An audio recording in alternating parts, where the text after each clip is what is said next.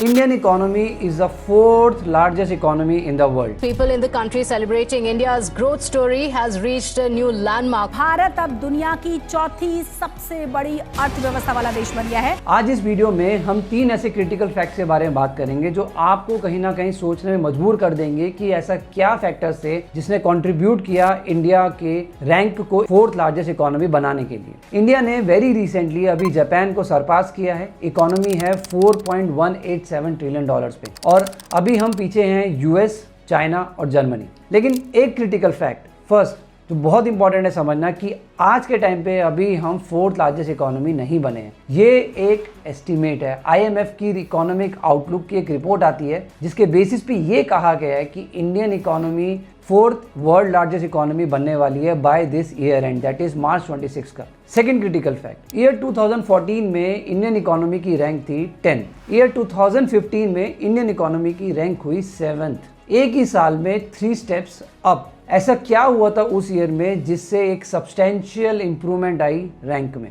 India ने GDP calculation method को change किया। फर्स्ट चेंज, बेस ईयर को चेंज किया गया। जो पहले ईयर 2004-5 को कंसीडर किया जाता था वो ईयर 2011-12 को करा, which is a good change. जब आप इंप्रूवमेंट करते हैं इकोनॉमी में तो आपको अपने बेस ईयर चेंज करने पड़ते हैं। सेकेंड चेंज क्या किया गया, पहले फैक्टर कॉस्टिंग को कंसीडर किया जाता था, अब मार्केट प्राइसेस को वैल्यू एडिशन को कंसीडर किया गया। फैक्टर कॉस्टिंग का मतलब होता था कॉस्ट ऑफ प्रोडक्शन की, एक प्रोडक्शन की कॉस्ट क्या लग रही है। अब मार्केट प्राइसेस की कंज्यूमर्स क्या पे कर रहे हैं एक प्रोडक्ट के लिए, तो from cost of production from cost of consumption की कंज्यूमर्स क्या पे कर रहे हैं। थर्ड चेंज, मैन्युफैक्चरिंग सेक्टर में जो सर्वे का डेटा यूज किया जाता था कि मैन्युफैक्चरिंग कंपनी जो सर्वे डेटा देती थी वो एस्टिमेट्स यूज किए जाते थे, लेकिन अब एक्चुअल फाइलिंग डेटा जो एमसीए जो फाइलिंग्स होती हैं, जो कंपनी अपनी टैक्स फाइलिंग्स अपने कॉर्पोरेट फाइलिंग करती हैं, वो डेटा यूज किया गया from estimates to actual filings. Agriculture sector जो सिर्फ एक फार्म प्रोड्यूस कंसिडर होता था, अब farm produce plus livestock produce भी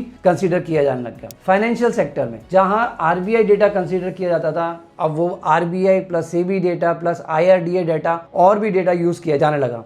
जहां mutual funds restricted data use किया जाता था, अब उसके अंदर वाइडन कर दिया म्यूचुअल फंड्स को, प्लस एसेट रिकंस्ट्रक्शन कंपनीज को यूज किया गया, ब्रोकर्स को यूज किया गया और फाइनेंशियल इंक्लूजन कर दिया गया। डिफरेंट सेक्टर्स को, इंडस्ट्रीज को ऐड किया गया। तो अगर आप देखें कि जीडीपी के कैलकुलेशन मेथड को जो एक रिस्ट्रिक्टेड था उसको एक्सपैंड किया गया, उसका होराइजन बढ़ाया गया। और ये सिर्फ ऐसा नहीं है कि इंडिया ने ही किया है, दूसरी कंट्रीज ने भी किया था and that is the reason why एक ही ईयर में वो जो रैंक है वो 10th से 7th पे हुई। अभी ये भी माना जा रहा है कि नेक्स्ट ईयर इस मेथड में थोड़े और चेंजेस हो सकते हैं जहां पे डिजिटल इकोनॉमी के आउटपुट को भी कंसिडर किया जाएगा, which is very very good step, क्योंकि आज के टाइम पे डिजिटल इकोनॉमी का भी एक बहुत बड़ा कंट्रीब्यूशन है to the GDP of the economy. Third critical fact, GDP represent करता है economic output of the country, जिसमें consumer spending plus government spending plus investment spending plus net exports. और जीडीपी का एक क्रिटिकल आउटपुट होता है GDP per capita. तो ये एक क्रिटिकल फैक्ट है कि जीडीपी पर कैपिटा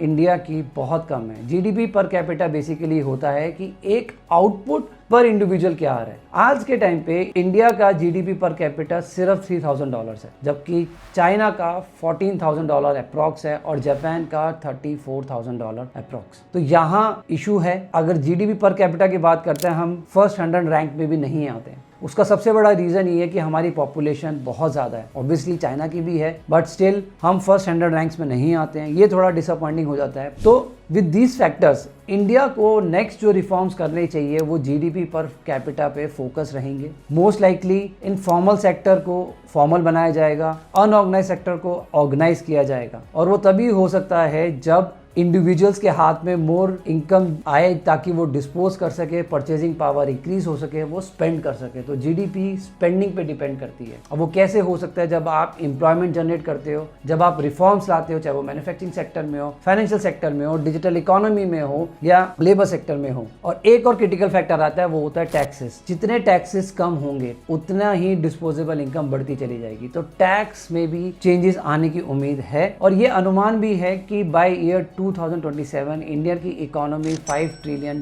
टच कर सकती है। ईयर 2028 तक वो जर्मनी से आगे निकल सकते हैं और थर्ड लार्जेस्ट इकोनॉमी बन सकते हैं। सो ये कुछ ऐसे क्रिटिकल फैक्टर हैं जो मुझे लगा मुझे आपको समझाने चाहिए, बताने चाहिए, ताकि आपके पास भी कुछ इनपुट्स हो and to learn more about the the economy of the country. So let me know what you think about the economy and let me know your thoughts in the comment section. This is CA Rahul Jain signing off.